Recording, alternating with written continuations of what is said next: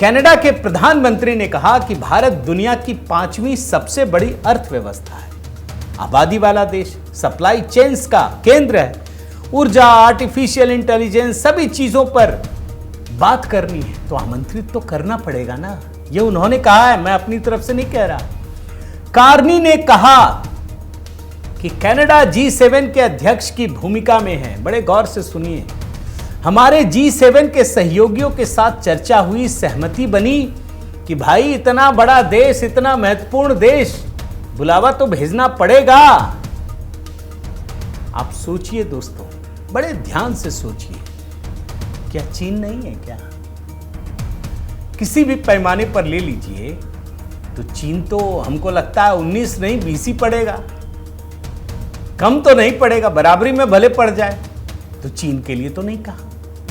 रूस बहुत सारे मुद्दों पर, भाई दुनिया का सबसे ज्यादा भूभाग तो उसी के पास है, तो उसको नहीं बुलावा भेजा।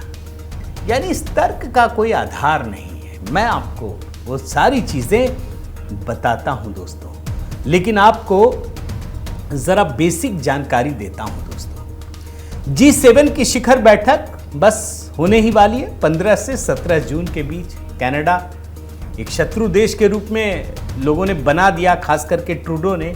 वहां के अल्बर्टा प्रांत में हो रही है। G7 के सदस्य देश कौन कौन है, नाम बताता हूं। Canada, France, Germany, Italy, Japan, United kingdom, United states of America और प्रतिभागी के रूप में यूरोपीय संघ है। यूरोपीय संघ उसका मेंबर नहीं है।